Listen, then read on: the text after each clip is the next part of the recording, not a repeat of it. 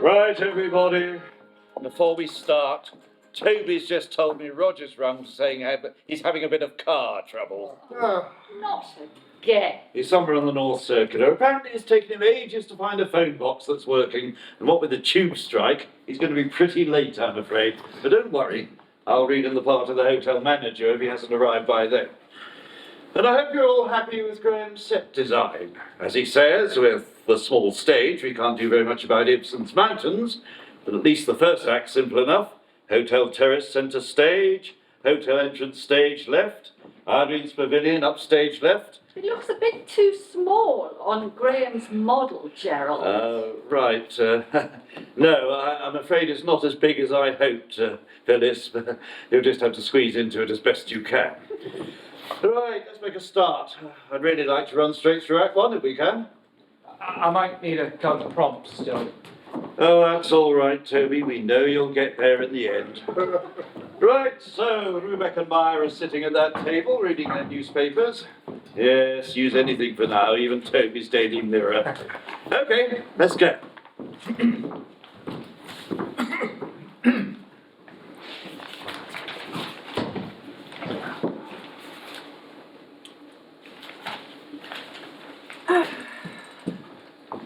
Well, Maya, what's the matter? I'm just thinking how quiet it is here. You can hear that, can you? Yes, of course I can. Silence is deafening. Oh, here at the bars, you mean? Wherever you go here, it seems to me. Of course there was noise and bustle as we passed through the town, but even the noise and bustle seemed to have something dead about it. You don't seem particularly glad to be home again, Maya. Are you? Well, no, to be quite candid, perhaps not entirely happy. There, you see, didn't I know it? Perhaps I've been abroad for too long. I've drifted away from the life here. Well, there, Rubeck. We had much better get away again as quickly as we can. Well, that's what we intend to do, my dear Maya, you know that. But why not now, at once? Think how cosy and comfortable we could be in our lovely new house. We ought by rights to say our lovely new home, Maya. I prefer to say house. Let's keep to that. You really are a strange person, Maya. Am I? Yes, I think so. Besides, who was it who was so keen to come north this summer? Yes, I admit it was me. We could have stayed at home or in our villa on Lake Charlotte, which are both spacious enough. But now we're up here, and we have tomorrow to look forward to when we'll board the luxury steamer you saw waiting in the harbour and sail away up the coast all the way to the Polar Sea. Yes, but then you'll see nothing of the country or the people, and that's what you particularly wanted to do. I've seen quite enough of all that. Do you think a sea voyage will be better for you? Better for me? But why do you say that? There's nothing in the world the matter with me. Yes, there is, Rubeck. I'm sure you must feel that yourself. Well, my dearest Maya, what is the matter with me? Well, that you must tell me. You've begun to wander about without a moment's peace. You can't rest anywhere, either at home or abroad. And you've become quite a misanthrope of late. Oh dear, you've noticed that, have you? No one who knows you can help noticing it. And then it's so sad you've lost all pleasure in your sculpture. You've noticed that too, have you? Yes. You used to be so tireless, working from morning to night. Used to be, yes. And ever since you got your great masterpiece off your hands. The resurrection day, you mean? Yes. The one that's gone around the world and made you so famous. Perhaps that's just my misfortune, Maya. What do you mean by that? I mean that once I'd finished my masterpiece, for it is a masterpiece, or it was in the beginning. No, it still is.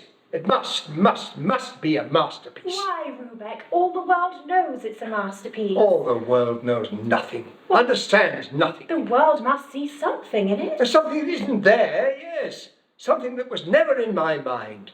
Oh, they could all go into ecstasies about that. What's the use of working oneself to death for people like that? Do you think, then, that it is more worthwhile to create nothing these days but a portrait bust now and then? They're not exactly portrait busts that I turn out, Maya. What are they, then? Something cryptic lurking in them. Something people can't see. Oh, on the surface I give them a striking likeness, as they call it. something they can all stand and gape at in amazement. But behind that likeness, they're all pompous asses and greedy pigs. But they pay me good money, almost their weight in gold, as the saying goes. Oh, come, Rubek. Drink and be happy. Oh, I'm happy enough, Maya. Really happy in a way. After all, there's a certain happiness in feeling oneself free and independent, in having everything one could possibly wish for. All the outward things, I mean. Don't you agree with me, Maya? Yes. Well, that is fine enough in its way. But do you remember what you promised me that day we came to an understanding about that difficult matter? You mean our marriage? Yes. I know that wasn't an easy thing for you, Maya. No, it wasn't. But I said that I would go abroad with you and stay there for good if need be. And do you remember what you promised me that day? No, I can't say that I do. Well, what did I promise you? You said that you would take me up to a high mountain and show me all the glories of the world. Did I promise you that too? Yes, you did. And who else, if you please? No, I only meant did I promise to show you... All the glories of the world. Yes, you did. And all that glory should be mine, you said. That's the sort of figure of speech I used once upon a time. So it was only a figure of speech? Yes, sort of thing I used to say when I wanted to get the village children to come out and play with me. Perhaps you only wanted me to come out and play. Well, hasn't it been quite an amusing game we've played, Ma? I didn't marry you only to play. No. No. And you never took me with you up any high mountains or showed me All the glory of the world? No, I did not. But let me tell you something, Maya. You are not born to be a mountaineer. And yet at one point you seemed to think I was. 4 or 5 years ago when we married, yes.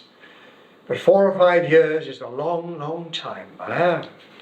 Has the time seemed so very long to you, Rubek? Yes, I'm beginning now to find it so. Well, then I shan't bore you any longer. Right, it's coming along nicely. I've got a couple of notes, but they can wait till later. There's no sign of Roger, so I'll read in the hotel manager. Everyone ready? Right. I wish you good morning, Mrs. Rubek. Good morning, Professor. Good morning. May I venture to ask if you have slept well? Yes, thank you, excellently. I always sleep like a log. I'm delighted to hear it. The first night in a strange place is often rather trying. And the Professor? Oh, my night's sleep is never very good, I'm afraid, especially of late. Oh, that's a pity, but after a few weeks' stay here at the baths, you'll quite get over that. Tell me, it's a matter of interest. Are any of your guests in the habit of visiting the baths at night? During the night? No, I've never heard of such a thing. Have you not? No, I don't know of anyone so ill as to require such treatment. In that case, is there someone who's in the habit of walking in the grounds at night? No, Professor, that would be against the rules. There, Rubek. I told you so. You must have dreamt it. Indeed. Must I? Fact is, I got up last night. I couldn't sleep. I wanted to see what sort of night it was. Yes? So I looked out of the window and I caught sight of a white figure in there among the trees. Most remarkable. Was it a gentleman or a lady? I could almost have sworn it was a lady. And dressed in white, you say? Yes, from head to toe. She looked almost ghost-like. And she moved in a very slow and deliberate way. Then I think I can explain the mystery, Professor. What is it? Was the Professor really not dreaming? Shh, don't speak for a moment. Look over there.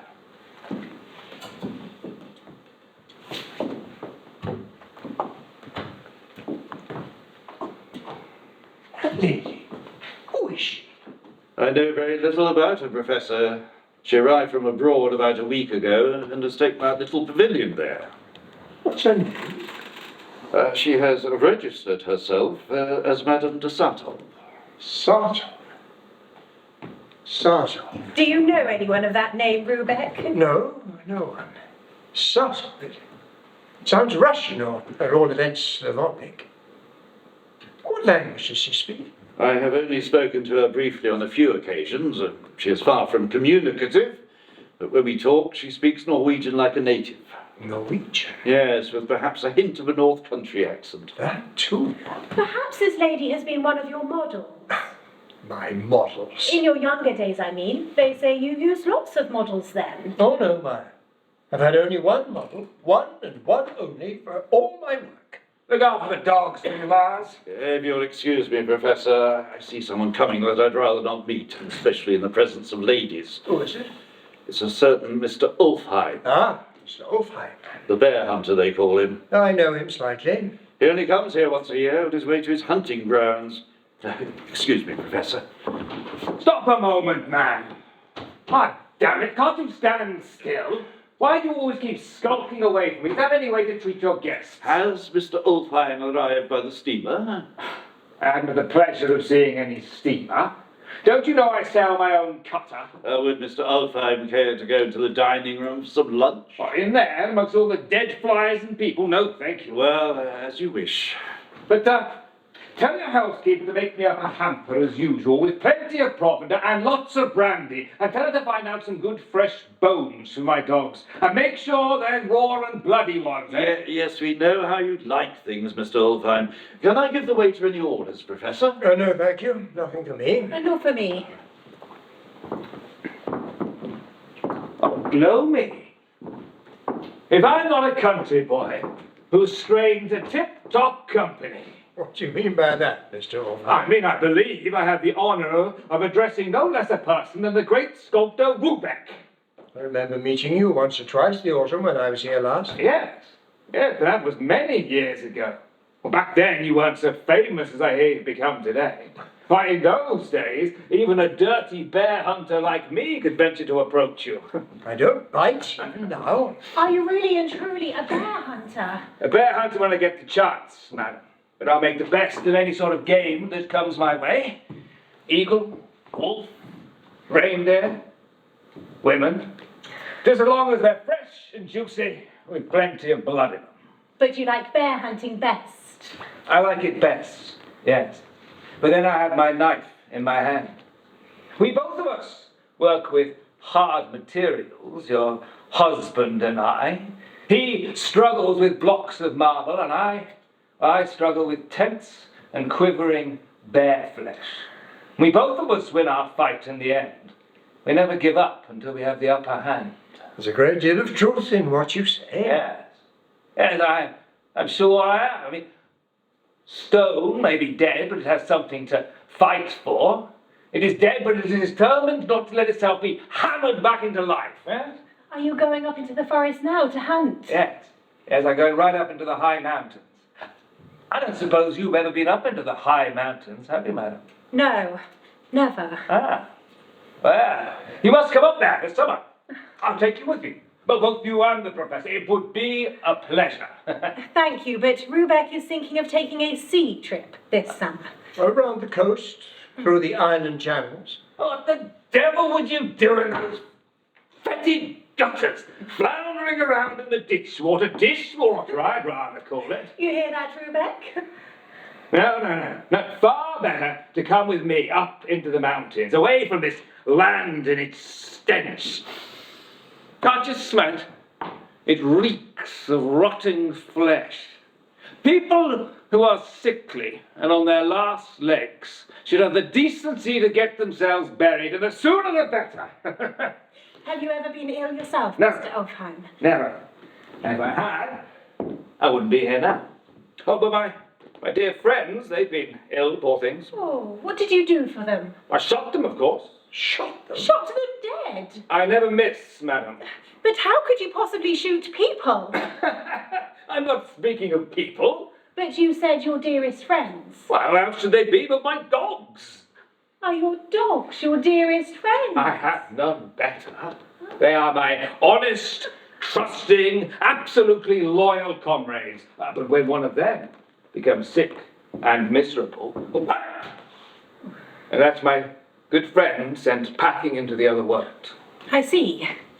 But while they're alive, You should see how much they enjoy themselves. You should see my comrades feeding. Would you like to see that? Oh, yes, very much so.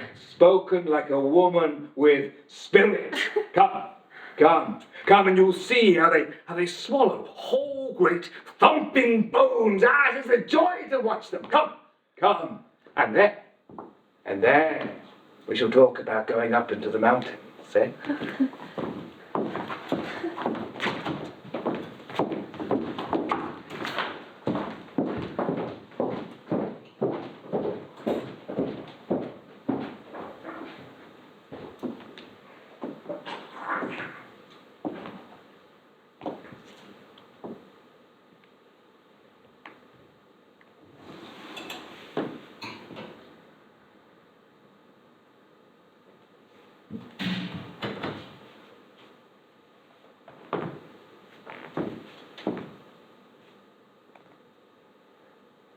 I know you quite well, Irene.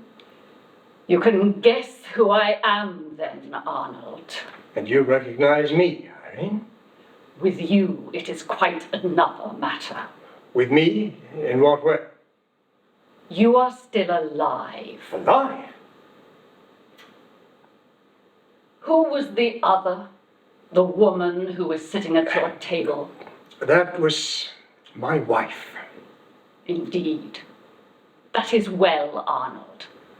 Someone who doesn't concern me. No, of course not. Someone you have taken to you after my lifetime. After your... What do you mean by that, Irene? And the child? I hear the child is prospering too. Our child survives me and has come to honor and glory. Our child. Yes, we called it that in those days. In my lifetime, yes. Yes, Irene. And I can assure you our child has become famous all over the world. I suppose you've read about that? Yes, and has made its father famous too. That was always your dream. It is to you that I owe everything, Irene. Everything. And I thank you. If I had done what I had a right to do, Arnold, Well, what would you have done? I should have killed that child. Killed it? Killed it. Before I went away from you. Crushed it. Crushed it into dust. You wouldn't have done that, Irene. You hadn't the heart to do it. No. In those days, I hadn't that sort of heart. But since then? Since then, I've killed it many times. Killed it in hatred, and in revenge, and in sorrow. Irene, tell me now, after all these years, why did you go away from me? You disappeared so completely. Oh, Arnold, why should I tell you that now? From the world beyond the grave. Is there someone else you had come to love? There was one who no longer had any use for my love. Any use for my life. Irene, let's not dwell on the past. No. Those things are beyond the grave. Where have you been, Irene? You seem to have vanished into thin air. I went into the darkness, whilst the child stood transfigured in the light. Have you travelled much in the world? Yes, I've been to many lands. And what have you found to do there? I've posed in variety shows. I've posed as a naked statue in tableau vivant. I've been paid handsomely for my work. I've had many admirers, men who desired me, unlike you, Arnold, who was always so reserved. And have you ever married? Yes, I married one of my admirers. He was a South American, a distinguished diplomat.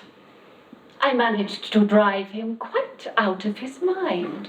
Where is he now? In a graveyard somewhere, with a fine monument over him, and a bullet rattling round in his skull. He killed himself. Yes. He was good enough to take care of that for me. But don't you mourn his loss, Irene? Mourn what loss? Well, the loss of Herr von Satthoff, of course. His name was not Satthoff. My second husband is called Satthoff. Where is he? Far away in the Ural Mountains among his gold mines. So he lives there. Perhaps. In reality, I've killed him. Killed him? With the sharp little knife I always have with me. I don't believe you, Irene. You should believe it, Arnold. You had children. Yes, I've had many children. Where are they now? I killed them. As soon as they came into the world, one after the other. There's a riddle behind everything you say, Irene. How can I help that? When every word I say is whispered into my ear. Perhaps I'm the only one who can understand you. Yes. You ought to be, Arnold. Some part of you has been lost, Irene. Doesn't that always happen? When a young, warm-blooded woman dies? Oh, Irene, have done with these wild thoughts. You're alive, living. I was dead for many years. They came and bound me, tied my arms together, and put me in a padded room so that no one could hear my shrieks. But now, I'm beginning in a way to rise from the dead. And in all this, do you hold me responsible? Yes, Responsible for your death, as you call it? yes, for the fact that I had to die.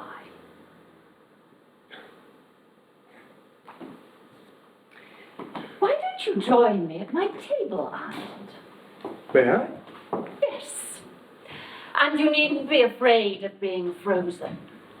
I don't think I'm quite turned to ice yet. Well, there, Irene. Now we're sitting together, as in the old days. And a little apart from each other, also as in the old days. It had to be so then. Had it? When I posed for you naked, hour after hour, couldn't we once have moved closer to each other? Irene, do you think I wasn't tempted 100 times? First and foremost, I was an artist. Yes. That's it. That's just it. I thought if I touched you, if I desired you as a woman, my artist's soul would have been tainted and I should never achieve the vision I had in mind. And I still think there's much truth in that. That's it. The work of art first, and then the human being. You don't understand, Irene. Then I was consumed by the idea of creating a great work, a masterpiece. And when I found you, I saw at once you were the perfect embodiment of everything I imagined for my statue.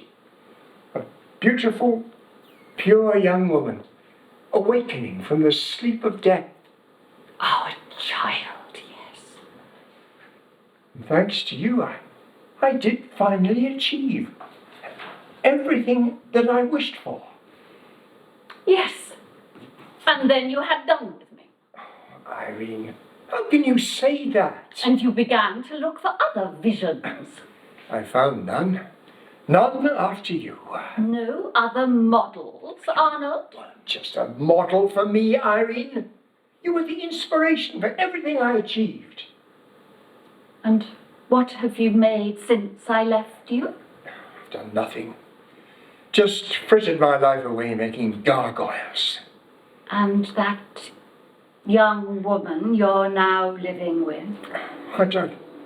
Don't mention her. I feel nothing but shame. Where are you thinking of going with her? Oh, what a tedious voyage to the north, it seems. Much better to go high up in the mountains, Arnold. As high as ever you can. Higher, higher, always higher, Arnold. Are you going up there? Do you have the courage to meet me once again? Oh, if only we could. Why shouldn't we? Oh, come up into the mountains with me, Arnold. To the very summit. Rubek! Rubek! Rubek! Oh, I beg your pardon, Rebecca. I see you've made an acquaintance. Renewed an acquaintance, Maya. What was it you wanted of me? I only wanted to say this. You may do whatever you please, but I'm not going on that wretched steamboat. And why not? Because I want to go into the mountains. And who's put that idea into your head? Why, that horrid bear hunter, of course. Oh, you can't imagine all the wonderful things he's been telling me about the mountains and life up there. Most of the tales he tells are ugly and repulsive. I almost think he's making them up. And yet, they're so alluring all the same. Oh, you must let me go with him, Rubek. Of course. I haven't the slightest objection. Off you go, for as far and as long as you please. I may be going into the mountains myself. No, you needn't do that, not on my account. I've made up my mind to go. But I can tell the bear hunter I can go with him now. Tell him whatever you like. Oh, thank you, Rubek. Thank you.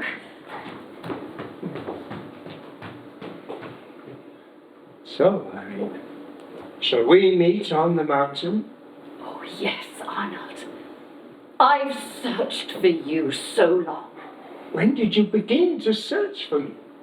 From the moment I realized I'd given you something rather precious. Something one ought never to part with. Yes, you gave me 4 or 5 years of your youth.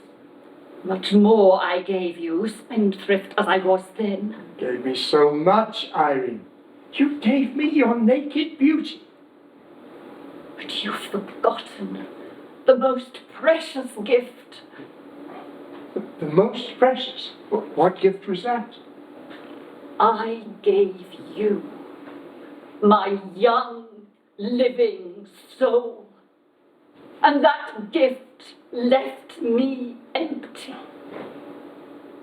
It left me without a soul. And it was that I died of, Arnold.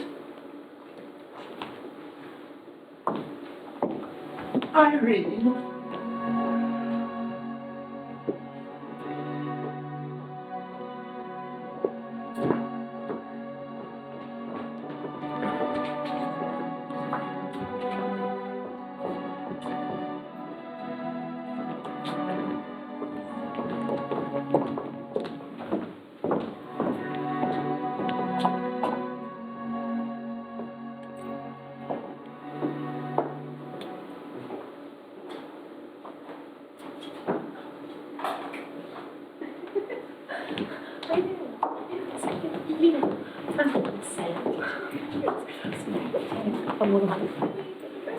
Right, if we can clear the tables and so on and get the bench on, we'll run Act 2.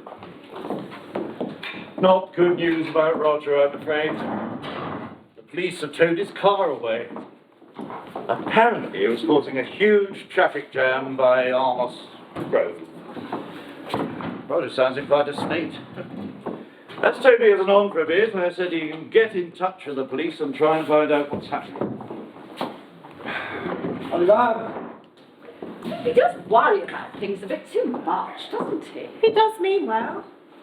Yeah, sure he does. Anyway, back to business. Now, as Graham says, we're keeping everything very simple for the uplands in Act 2. There'll just be a suggestion of mountains in the distance, and then the bench Rubeck sitting on downstage, and Irene's rock near to it, and a little bit of heather for you to stretch out on, Tess. Okay, let's give it a go.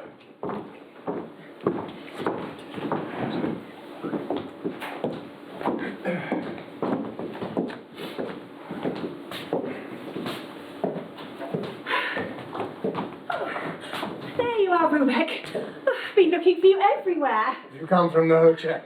No, not that mausoleum. We've been in the open air. We? I mean, myself and that horrid bear hunter, of course. Him? Yes, we've been high up in the mountains. First thing tomorrow, we're off up there again. To hunt bears? Yes. Oh, really, I'm feeling quite exhausted. So much excitement, Maya. You mustn't overdo it. Don't worry for me. Little rest and I'll have plenty of energy. But you're always so tired, Rubeck. One doesn't grow younger, Maya. One doesn't grow younger. But there's a look of such weariness in your eyes sometimes. It's almost evil. So you are hatching some dark plot against me. Indeed. Is that what you think? Yes. And I think I know the cause of it all too. Do you? Yes. It's on account of that strange lady. Madame von Sutton. Yes. She's always hovering around us. Yesterday she was up here too. So? Oh, I know you knew her very well. Long before you knew me. And had forgotten her too. Long before I knew you, Maya. Can you forget so easily, Rubeck? Yes, very easily indeed, when I want to.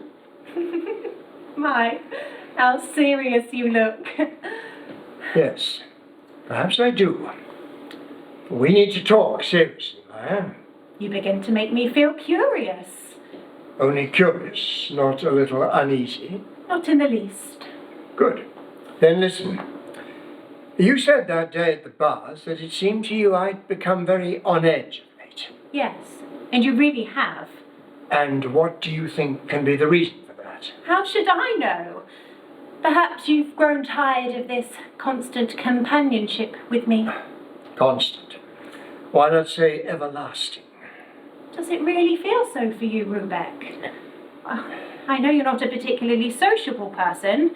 You like to keep yourself to yourself and think your own thoughts. And I can't talk to you about your work. I know nothing about art and that sort of thing. And care very little about it either, for that matter. Which is why we usually talk about your day. My day? Nothing very much happens in my day, as you know. Well, there may be trifles we talk about, but it passes the time. It's true, passes the time. But time is passing away from you, Rubeck, and I think that's what makes you so uneasy these days. Yes, and so restless. No, I shan't be able to endure this pitiful life for much longer. If you want to get rid of me, you have only to say so. I shall go at once. Do you intend that as a threat, Maya? There could be no threat to you in what I said. No. No. But you and I can't possibly go on living together like this. Well, and what then? Well, just because we cannot go on like this doesn't mean that we have to part. Only draw away from each other a little even. Even that may not be necessary. Well then, say what you want to do with me. What I feel so keenly now and so painfully is that I need someone around me who really and truly stands close to me. Oh, don't I do that, Rubeck? Not in that sense, no. I need someone who can, as it were, complete me, be one with me in all my strife. It's true, those things are beyond me. Yes, they don't come naturally to you, Maya. And heaven knows I don't want them to either. I know that very well. It was with no thought of finding those things that I married you. I can see in your face that you're thinking of someone else. Can you also see who it is I'm thinking of? Yes, you're thinking of that model you once used. The one who now calls herself Madame de Sartov. Yes, precisely. I'm thinking of her. And when she went away, when she disappeared completely... You accepted me as a sort of makeshift. Something of the sort, yes. For a year or so, I lived alone. lonely and full of dark thoughts. Then I put the very last touches to the resurrection day and sent it out into the world. And it brought me fame and wealth. But I no longer loved my own work. All the plaudits and fanfares filled me with loathing, till I could have rushed away and hidden myself in the woods. For I realized then that all the talk of an artist's vocation is hollow and meaningless. And then, besides all that, you've gone and tied yourself to me for life. I wouldn't have put it so unkindly, Maya. Yet you'd have meant it just the same. Yes, because I can no longer bear this life of idleness. I'm not made for it. I must go on working, producing one work after another until the day I die. And in that life you see no part for me. Not in my work, no. I realise that now. But of course, you're not at all to blame in this. I'm solely the cause of it. It's simply that I've awakened to a new life. My real life, Maya. But then why on earth shouldn't we part? Would you be willing to? Well, yes, if there's nothing else for it. But perhaps there is something else for it. Ah, now you're thinking of her again. Yes. I can't stop thinking of her ever since I met her again.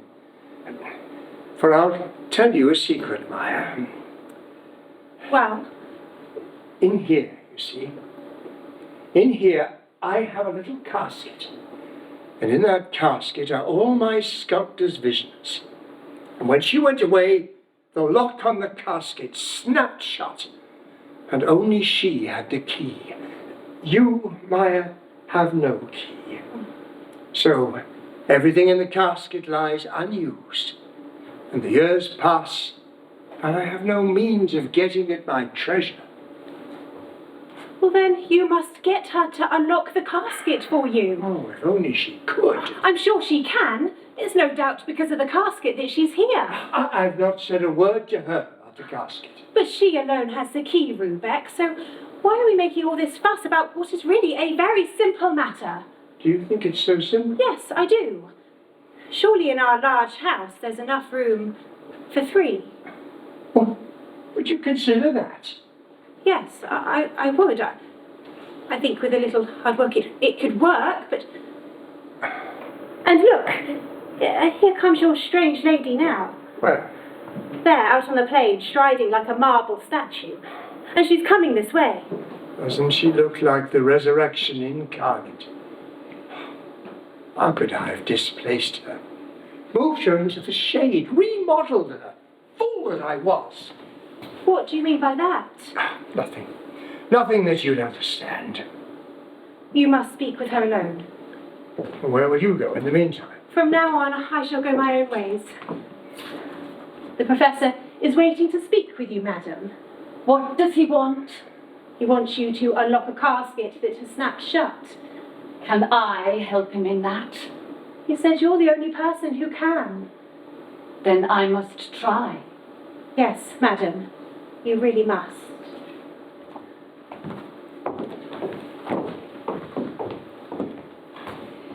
She, the other one, said you had been waiting for me.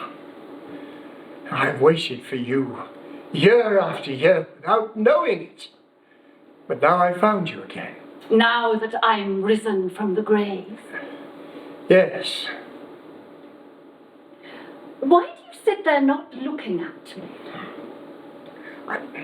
I daren't look at you. Why not? You have a past that haunts me, and I'm racked by my conscience. At last! Mary, what is it? Keep still! Keep still!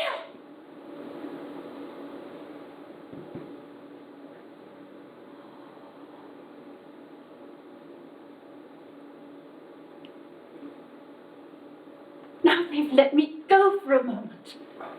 We can sit down and talk as we used to. You sit there, Arnold, where you were sitting. I'll sit here on this rock. Now we can sit and talk as we used to when I was alive. Oh, if only we could talk as we used to. Yes, when we were creating that statue, as it rose up bit by bit out of that raw, shapeless stone and stood transfigured as a vital human being. Our child, Arnold. Yes, we called it that in those days, and so it was in spirit and in truth. Yes, and it's for the sake of our child that I've made this long pilgrimage. For the statue. You call it what you will. I call it our child. And now you want to see it? Perhaps you don't know it. It's been installed in a grand museum somewhere far across the world. Yes, I've heard people say that. Museums were always a horror to you. You called them mausoleums. I will make a pilgrimage to the place where my soul and my child's soul are buried. No, Irene. You must never see that statue again. I beg you, never, never see it again. Do you think it would mean a second death for me? Don't know what to think. How could I imagine you fix your mind so firmly on that statue? You who went away before it was finished. It was finished. Oh, that was why I could leave you. Yes, it was finished then, but it wasn't what it became later. Arnold, have you done any harm to our child? Any harm? I'm not sure what you'd call it, Irene. Oh, tell me at once. What have you done to the child? I'll tell you if you'll sit quietly and listen. I'll sit as quietly as a mother can when she hears her child could be harmed.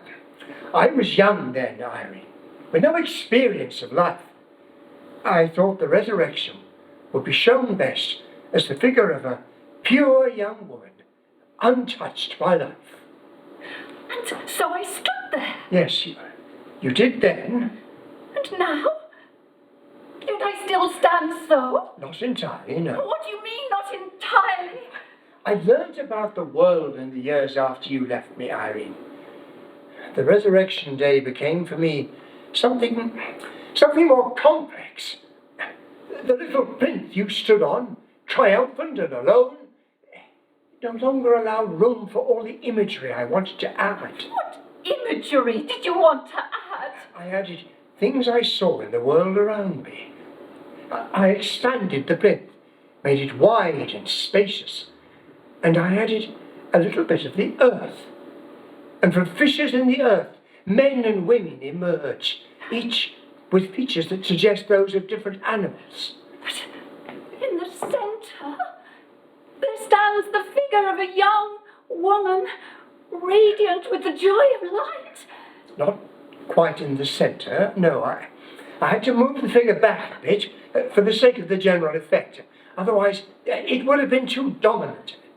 But the light of joy still transfigures my face. In a way, yes, but a little more subdued. And that design expresses the way that you see life now, does it? Yes, by and large. And I've become just a figure in the background. In the background, but not quite in the foreground either. Those words have sealed your fate, Arnold. My fate?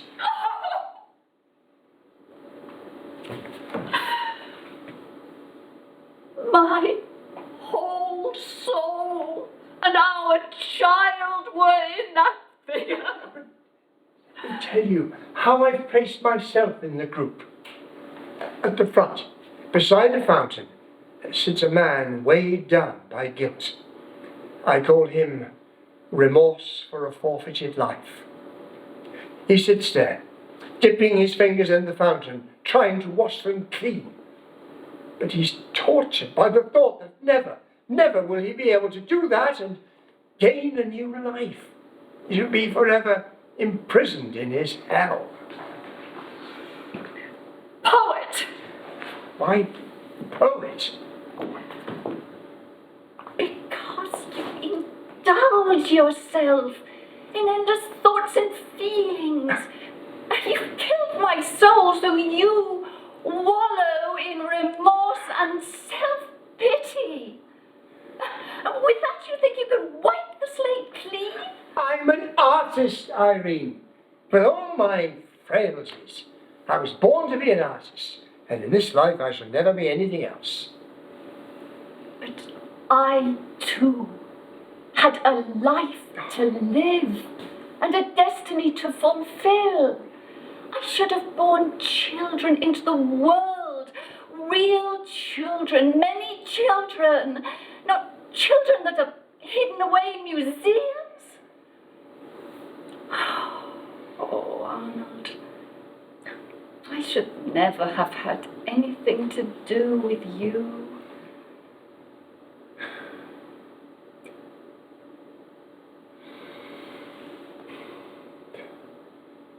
Yet those were beautiful days, Irene, as I look back on them now. Can you remember the summer we used to sit like this outside the little peasant hut on Lake Charlottes? On Saturday evenings, yes, when we'd finished our week's work. And taken the train out to the lake to stay there over Sunday. Yes. And do you remember that game we played for hours, sitting by the lake with the leaves and the water lilies? You called them swans. Yes. And then I made Lohengrin's boat out of a clump of leaves and yoked the swan to it. Yes. And you said I was the swan that drew your boat. Did I say that? Yes. And then all your boats ran aground. You know, Irene, once I had the money, I bought that little hut. And you live out there now, Oh, no. in our hut. And I pulled down a long time ago. I built a handsome villa on the site with a grand park all around it. It's there that I usually live during the summer. Life was beautiful. Beautiful by the Lake of Tarnets. Yes.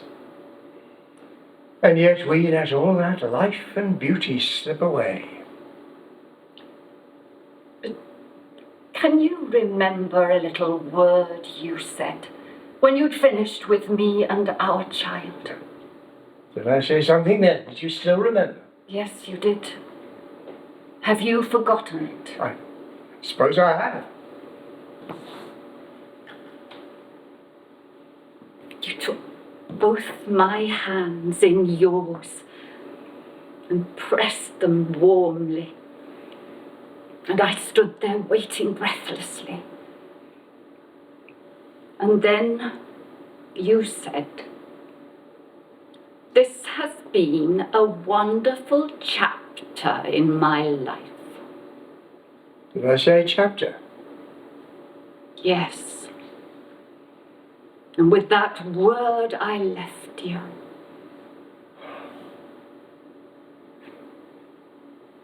One word. So long ago, Irene. Does repentance come too late now? Look there, Arnold.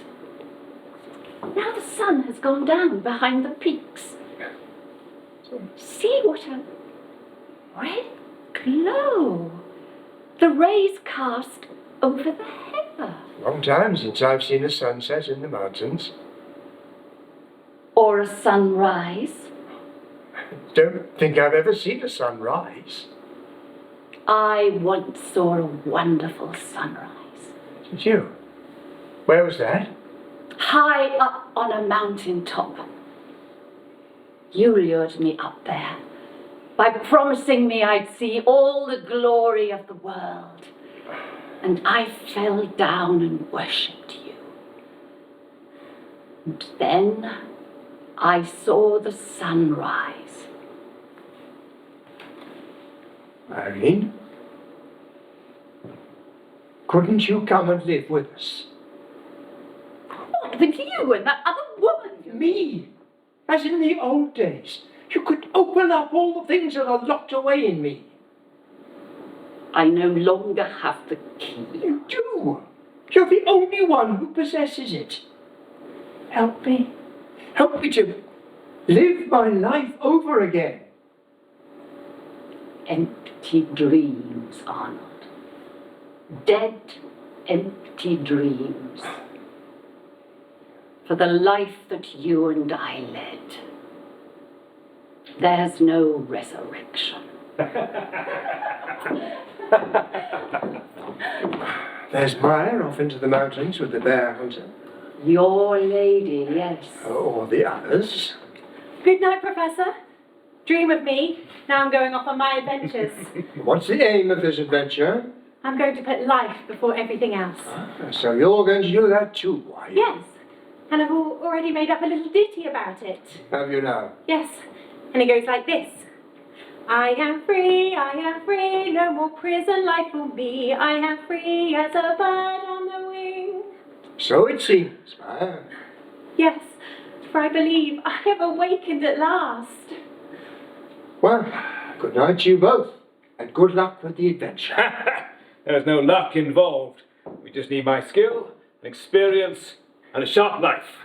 In that case, I wish you all the ill luck in the world. Now there is a wish worth having. Thank you, Rebecca. Thank you.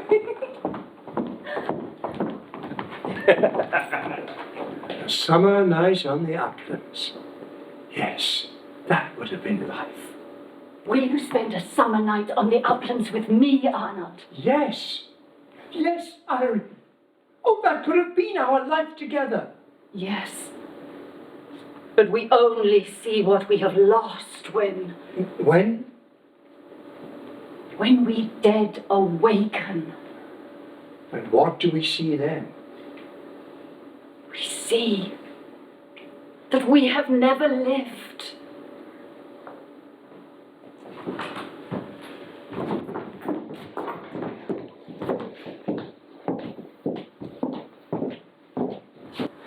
As you know, Act 3 is so short that we're not planning on having a second interval. We'll just fade to black on Irene's line, and then cover the scene changes with a bit more of the Peer Gynt music. The stage will be more or less bare for the last act, with a suggestion of the mountain path on Graham's backdrop. So, Toby and Roland, if you can shift the bench out of the way for now.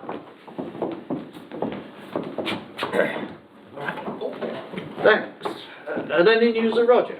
Yeah, I spoke to him on the phone. He's fine now. Good. I hope you can make it in tomorrow for the costumes. Yeah, I'll make sure he's there. He's staying with me tonight. Oh, good. Right, I thought we'd try some of the storm effects to give you an idea of the timings. Are we all set with those, Phil? Right, let's go for it. And remember, Toby, you're hanging onto Maya's sleeve for your entrance. Yeah, I know I screwed it up last time. Okay, let's go.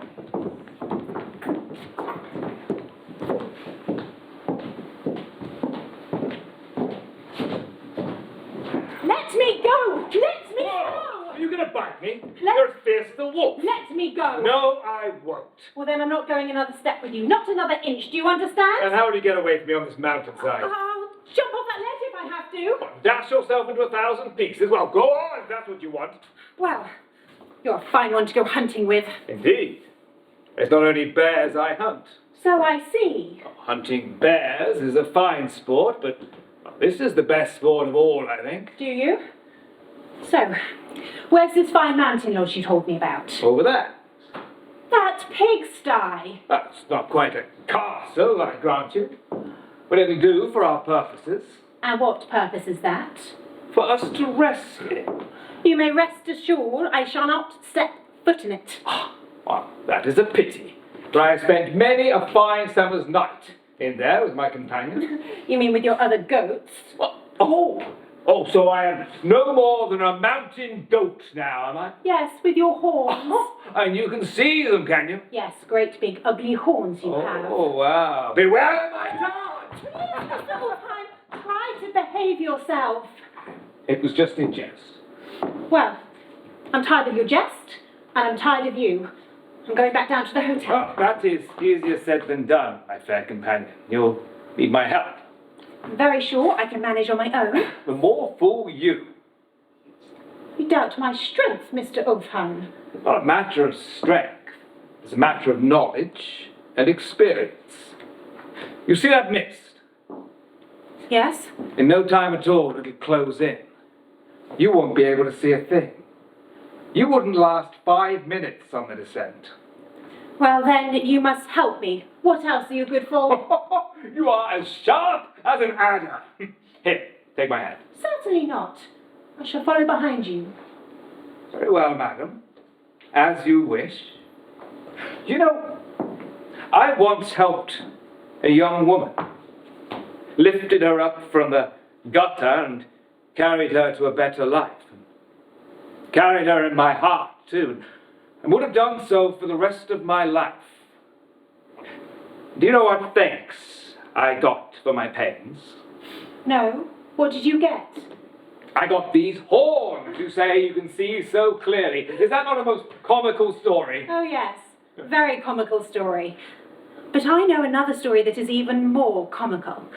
How does your story go? It goes like this. Once upon a time there was a rather stupid girl who had both a father and a mother, but there was very little money. One day a high and mighty master came to the door of their humble home, and he took this girl in his arms, as you did, and travelled far, far away with her. Was she so anxious to be with him? Yes, because she was rather stupid, you see. I'm sure he was a most brilliant and handsome man. Oh no, he wasn't very handsome. But he pretended that he would take her to a high mountain where there was nothing but light and sunshine. Oh, so he was a mountaineer, was he? Yes, in his way. And did he take her up with him? Oh yes, he took her up with him just as he'd planned. No, he lured her into a cold and clammy cage where there was neither sunlight nor fresh air, only the cold, stone figures of ghosts all around the walls. Oh, damn it, that served her right. Yes, but isn't it a rather comical story all the same? Well, my fair hunting companion, don't you think that we should stitch the poor threads of our lives together? What? Are you taking up as a tailor now? Indeed. And why shouldn't we make something of a human being out of our threads? And then when it's quite worn out, what then? Why, then we shall stand free and triumphant as the man and woman we truly are. You with your goat legs. And you with your stick in the tail. But let's not talk of that. No, there's no time for that. I must get back down to the hotel. Stop! Where are you going? Down to the hotel, of course, before everyone wakes up. And then? Or then we take our leave of each other with a polite, thank you for the pleasant adventure. Can we two part so easily? Yes, you haven't got the better of me, Mr. Bear Hunter. I've got a castle to offer you. To go with a pigsty, you mean? It's a far more grand affair than that. I've had quite enough of castles. Well, there are wonderful hunting grounds all around it. And are there works of art too? Well, no, I haven't any works of art. Well, that's one thing in your favour at least. So will you go with me? There's a tame bird of prey keeping watch on me. Well, put a bullet in its wing, Maya. Come then, carry me down into the depths. It's high time. The mist is closing in. Is the path down very dangerous? What? Does it make you a little giddy? Oh, yes. But go and look over there. They're coming up the mountain. Well, fancy that. Your bird of prey and his strange lady. Can't we avoid them? Not impossible. There's no other way up or down on this side of the mountain. Well, then we shall face them out here. So, Maya, once again our paths cross. Have you been all night on the mountain as we have? Yes, we've been hunting. Have you come up the path? Together? Of course. From now on, the lady and I do not intend to part. Do you have any idea how much danger you're in? Didn't you see the mist? We did, but we thought we'd start out anyway. Seemed easy enough on the lower slopes. It is easy enough down there. But now you're up here. And you're stuck. You can't go up or down, and I can only guide one of you down at a time. Of course. You must take Maya with you first. And you must stay here. Take some shelter in the hut. Didn't you hear the thunder? There's going to be a big storm coming. There may be avalanches. I will send some men with ropes. Come. Come. Let us hurry. And don't be afraid to trust me completely. Oh, how I shall sing if I get out of this alive! Did you hear what he said, Arnold? Men with ropes are coming to fetch me. They'll tie my arms. Don't be alarmed, Irene. No one will touch you. No, I can see to that. What do you mean? I mean this. Irene, I carry it with me both day and night. what use is it here? It was intended for you, Arnold. For me? Outside the peasant's hut by Lake Townitz, when you said with such icy coldness that I was only a chapter in your life. I wanted to stab you then. And why didn't you? Because I realized with a sudden horror that you were already dead, Dead? as I was. That we were two stone-cold corpses sitting by the lake. No, Irene. We were fully alive then, as we are now. And my love for you is burning as fiercely as ever. Too late. Too late, Arnold. That earthly love is dead in both of us. Oh, how utterly wrong you are, Irene. Our love is still ablaze in us. The young woman of the resurrection day can only see all life lying in its grave. Then let two of the dead live life to its fullest before we sink down into our graves again. Oh, yes, Arnold. But not here, with the mist wrapping round us like a shroud. No. Let's rise into the light in all its glittering glory. There we'll hold our marriage feast. And the sun may freely look on us, Arnold. And all the powers of darkness too. Will you follow me, my beloved bride? Yes, Arnold. I'll follow you free and gladly Let's rise through the mists, and then to the very summit that shines in the sunlight. I have breathed, and will prison life for me. I have breathed as a bird on the wing.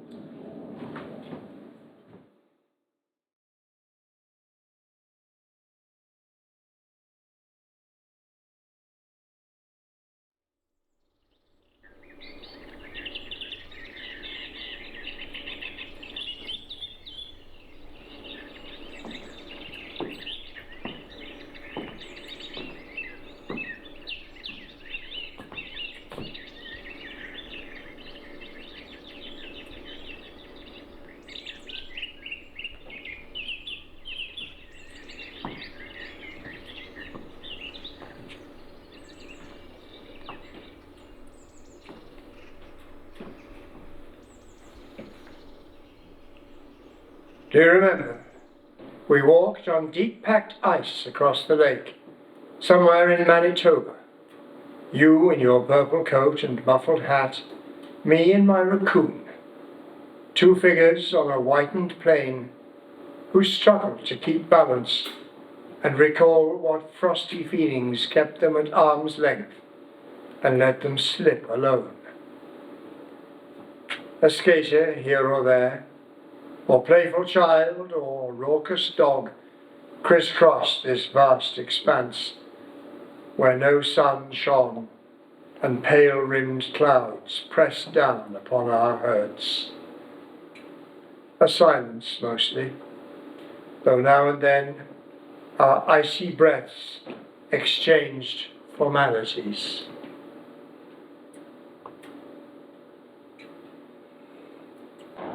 I remember. We were very young. Yes, When did you write that poem? a few years ago, when I was looking back, What do you call it? the Iceman. Very apt.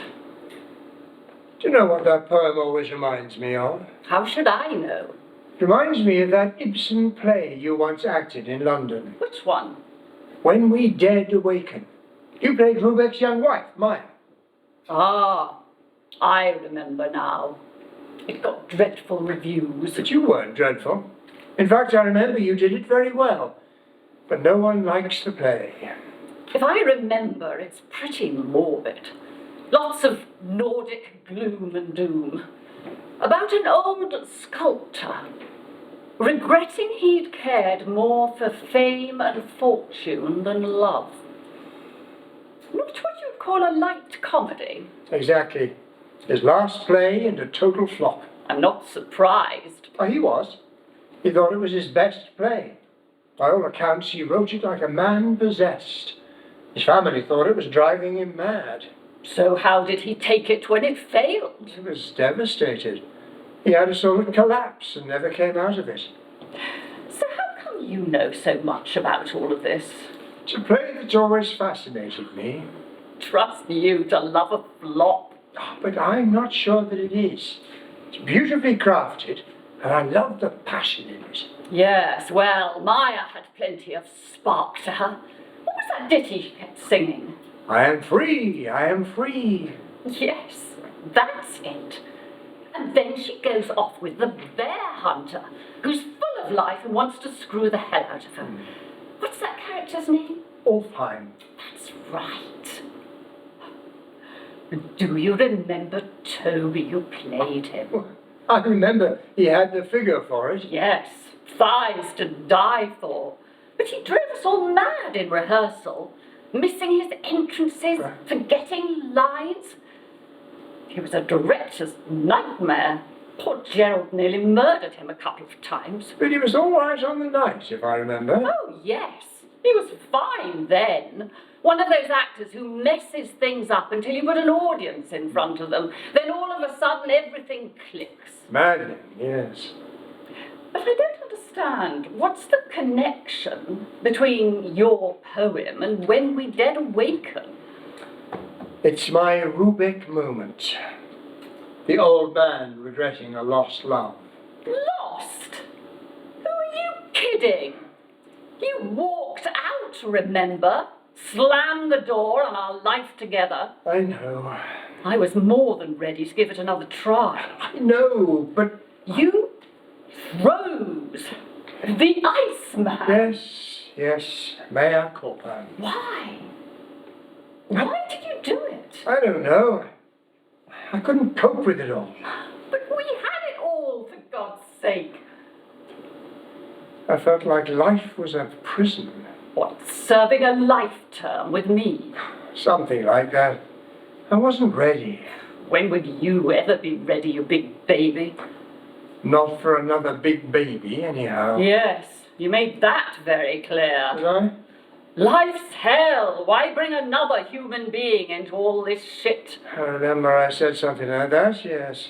You even wrote a weepy poem about it. Unbeing, you mean? Yes, you probably know it by heart. Not word for word, but certain lines, yes. Multiplying my faults unbearably. I remember that. But somehow you didn't mention my virtues. I have some genes too, you know. Of course. Let me find the poem.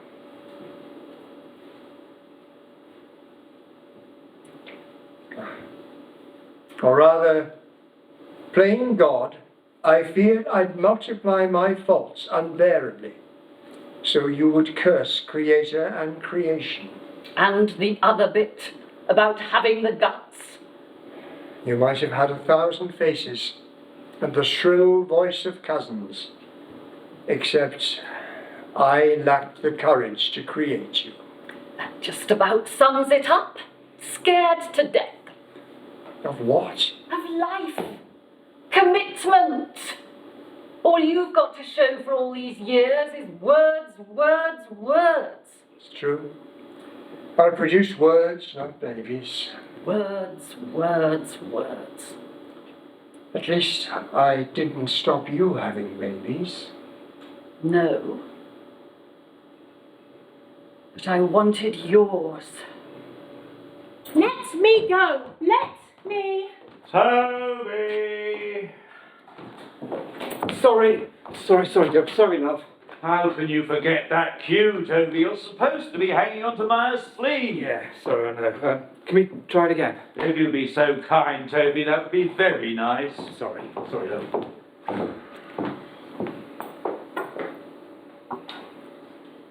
Let me go! Let me go! Oh, you're gonna bite me? You're as fierce as a wolf. Let me go! No, I won't. Well then, I'm not going another step with you. Not another inch, do you understand? And how will you get away from me on this mountain?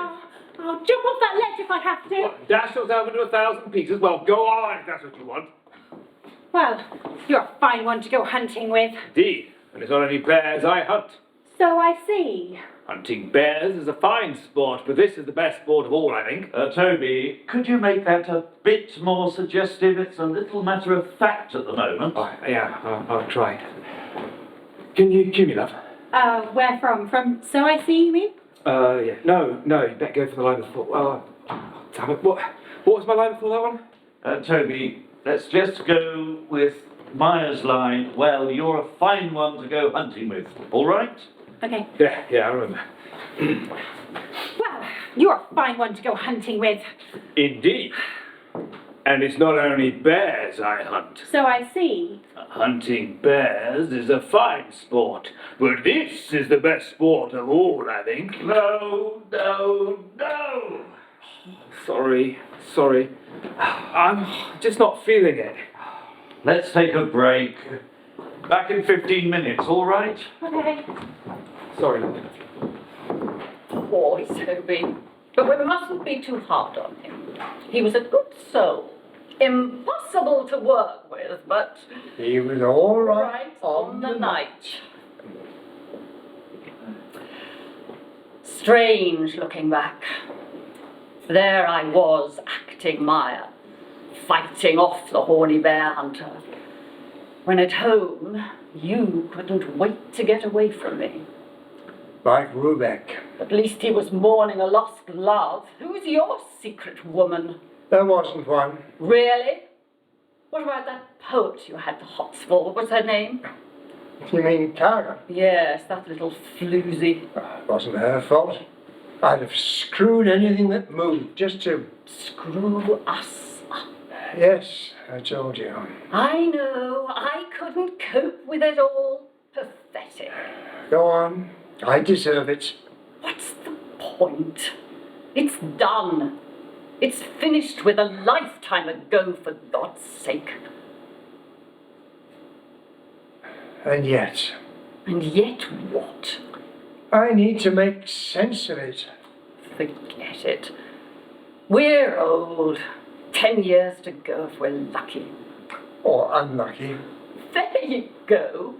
You've been talking death since the day you were born. Jumping off bridges, hanging yourself.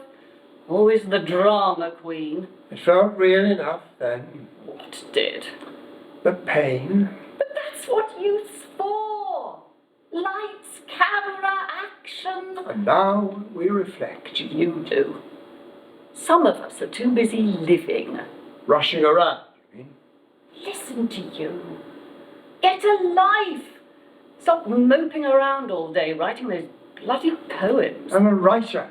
It's what writers do, they write things. Like Ibsen.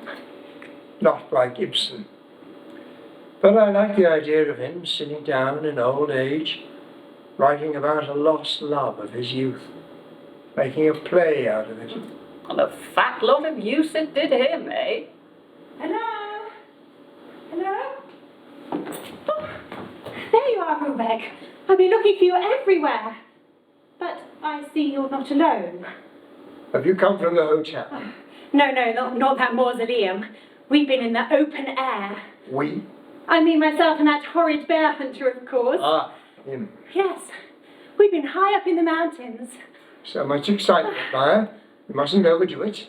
Oh, there's no chance of that. We have plenty of energy. But you're always so tired, Rubeck. One doesn't grow younger, Maya. One doesn't grow younger. Perhaps you're tired of me, Rubeck. Is that the reason for all this exhaustion? Perhaps you'd be happier with someone your own age. Someone like this lady you seem to have got talking to. Oh, This lady is someone I've known for a long, long time, Maya. I knew it. But there's no need to be anxious on my account. From now on, I'm going to live my own life. I've even written a little ditty about it. Have you now? Yes. And it goes like this. I am free, no more prison life for me. I'm free as a bird on the wing. Maya! Excuse me, I didn't mean to interrupt. Oh, you're not interrupting. We're finished, aren't we, Rubeck? Yes. So, if you'll excuse us, we're off on another adventure. Yes, we're going right up to the top of the mountain. Wish you luck. Oh, there's no luck involved. I'm a man of the mountain. All we need is my skill and experience and a sharp knife. Then I wish you all the ill luck in the world. Now there is a wish worth having. Thank you, Rubeck. Thank you. Isn't youth wonderful? I can't believe I ever had so much vim. And here I am, an old woman, old enough to play Irene to your Rubeck, the long-lost love who comes back to haunt him. Why not? She wanted to kill him with that sharp little knife she carried. Did deserve it for having no balls? Yes, that's right. She couldn't forgive him for not screwing her when she modelled for him.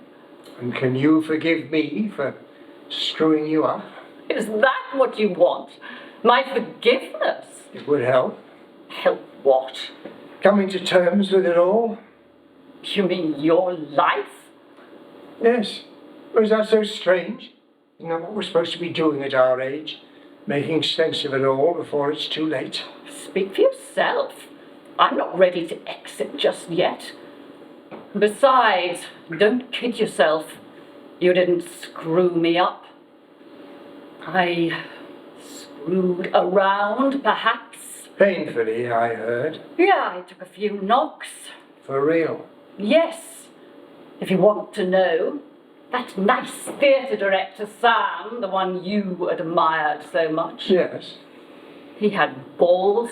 He kicked the shit out of me for 2 months. I'm sorry. Oh, what's to be sorry about? I was kicking myself. It could have been anybody. He just fitted the bill. Along with Simon and Chris, two good friends of mine. Okay. I was trying to pay you back. Yeah, I got the message. But I gave you another chance that day in Manitoba. We could have made up. I know. I remember it like it were yesterday. Like you say in your poem. I wore my favourite purple coat and scarf. And you were in that smelly raccoon coat of yours you picked up in some thrift store somewhere. You looked like an old trader from the Hudson Bay. At least it kept me warm. We started walking out across the lake. And then we came to that old car. Not far from shore, a stone's throw from the battered shacks, a rusting car squatted on the ice. And you explained that locals bet good dollars on the date the spring-thawed melt would plunge this cargo through the fissured cracks, which even now let out a creaking, deep-plumbed sound, which presages warmth and seismic shifts to come. And you started shitting yourself. And I was scared, alarmed some sudden split would turn this safety net of frozen pelt into a bubbling, splintered mass of shards, where I would thrash and bobble out of view, submerged by molten flows. And we wound up in the empty lakeside diner. Retreating, running almost, to the lakeside diner, I breathed again, and thawed cold fingers on hot chocolate cups, and talked in general terms of this and that, wrapped up in fur, cocooned against your warmth. Yes, it was all too much for you, wasn't it? You couldn't do it to save your life, could you? And so the spring arrived. The wagers won, the losing slips discarded in the slush. But I held out against the season's pull and clung to flows, defiant, unsubmerged, an iceman to the last, while you melted away down to the depths and lay with wreckage on that bed of tears. Yes. It's all there. And you were right about the beds and the tears. So, where is this fine mountain lodge you were telling me about? Over there. That pigsty! Well, it's not quite a castle, I grant you, but it'll do for our purposes. And what purpose is that? For us to rest in. You may rest assured I shan't step foot in it. Oh, well, that is a pity, for I have spent many a fine summer's night in there with my companions. You mean with your other goats? Oh, ho, ho. So I am no more than a mountain goat now, am I? Yes, with your horns. And you can see them, can you? Yes, great big ugly horns you have. Oh, well then, beware my charge! Please, Mr. Orpheim, try to behave yourself. I was just in sport. Well, I'm tired of your sport, and I'm tired of you. I'm going back down to the hotel. That is easier said than done, my fair companion. You'll need my help. I'm very sure I can manage on my own. The more fool you. You doubt my strength, Mr. Orpheim. It's not a matter of strength. It is a matter of knowledge and experience. You see that mist? Yes? In no time at all it'll close in. You won't be able to see a thing. You wouldn't last 5 minutes on the descent. Well, then, you must help me. What else are you good for? You are as sharp as an adder. Here, take my hand. Certainly not. I shall follow behind you. Very well, madam. As you wish. Let us hurry. The mist is closing in. We haven't got a moment to lose. I remember that scene. And Maya was right. So many horny men in the world.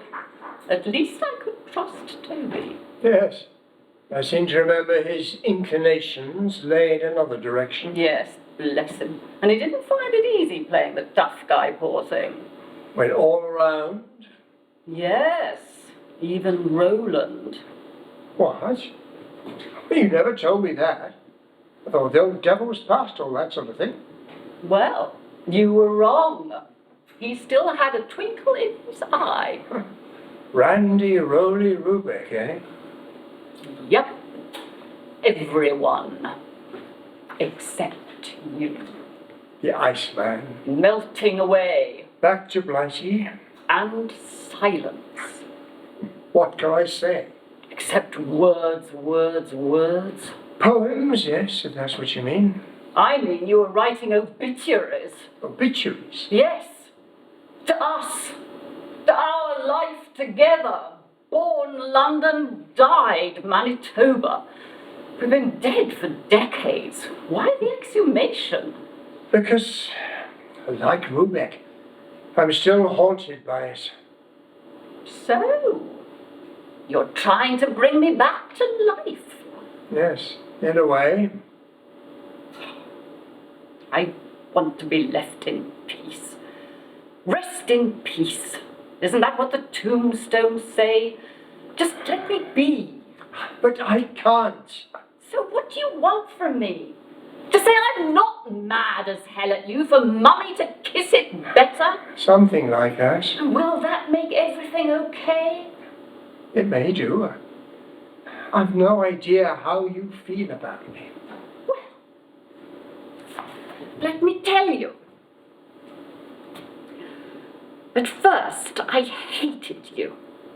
Every memory of you I wanted to exterminate. I wanted to cut it out of my brain. I tore up every letter you ever wrote, every piece of clothing you'd seen me wear. I trashed everything you'd touched. I wiped you out. You'd never existed. You were dead, dead, dead. Now, after all these years, how do I feel about you? I wish you no ill. But apart from that, indifference. Nothing. You don't exist for me. Not even in memory. Not if I can help it. Steady does it. Look, Godfather. Where? There. Don't you see through the mist? It's them. Who? Rubeck and the old woman, his long-lost love. So it is. What are they doing coming up the mountain in this weather? A certain death for them. Can't we avoid them? That's impossible. There's no other way up or down on this side of the mountain. Then we shall face them out here. So, once again our paths cross, Maya. Do you have any idea how much danger you're in? Did you see the mist closing in? We did, but we thought we'd start out anyway. It seemed easy enough on the lower slopes. Ha! It is easy enough down there. But now you're up here. You're stuck. You can't go up or down, and I can only take one of you down at a time. Of course, you must take Maya with you first. And you must stay here. Don't take another step. I'll send some rescuers. We're in no need of rescuing. We're not going down. We're going to the very summit of the mountain. Are you mad? Did you hear the thunder? There is a big storm coming. There may be avalanches. It's certain death up there. We're happy. Come what may. Well, on your head be it. Come, Maya. Let us hurry and don't be afraid to trust me completely. Oh, how I shall sing if I get out of this alive! So, are you ready? Oh no, my old friend. I'm with Maya. I'm opting for life. Then I shall have to go on alone. Didn't you always? True. He travels furthest who travels alone. Yes, but there's a cost. Ah, but did I have a choice? Big question. Little answer, perhaps. Too late for philosophy now. What's done is done. But like Rubeck, the Iceman could melt, or at least thaw a little. A nice thought. Perhaps if you warmed me a little. I tried that. It didn't work. Yes. I remember the warm times, the loving times. Yes. But you didn't love me. Remember? That was make a start. There isn't much time now. So, you're determined to go on? Onwards and upwards. Yes. Maya isn't the only one who can sing. I am free, I am free. No more prison life for me. I'm as free as a bird on the wing. You're crazy. Who could be happy to die? Listen, I'm D-mob happy. I've had my 70 years and 10. Isn't that enough for anyone? And you know what the old psalmist says after that? If you live to be 80, it's nothing but trouble and strife. And that's right. My body's crumbling, but my spirits are fine. In fact, to my great surprise, they've never been finer. I don't need all this anymore. The world of 10,000 things, as the Taoists call it. I've been there, done that, got the t-shirt, as we used to say. I finished with rushing around. My life, it's all up here. My brain's full, my memory bank's full. I'm done and dusted. I've come full circle.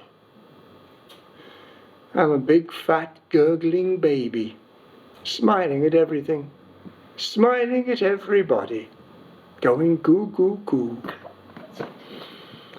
And whatever comes next is fine with me. As the poet says, there's a hell of a good universe next door. Let's go. Why all this? I just wanted to see you. I just wanted to say goodbye. And you know what?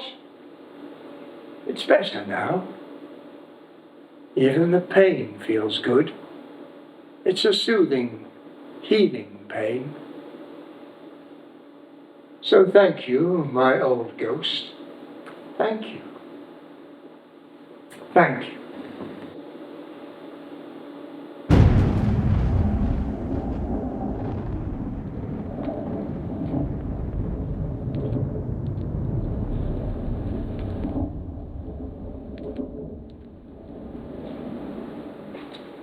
Now, unstriving, he is free.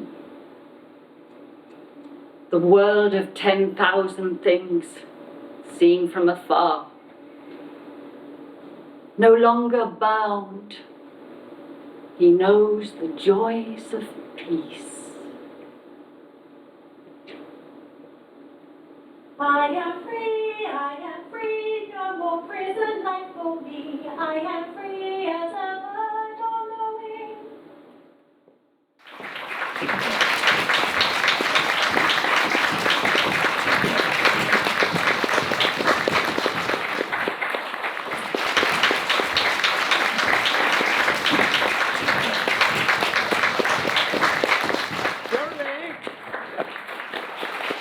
Jeremy, come on.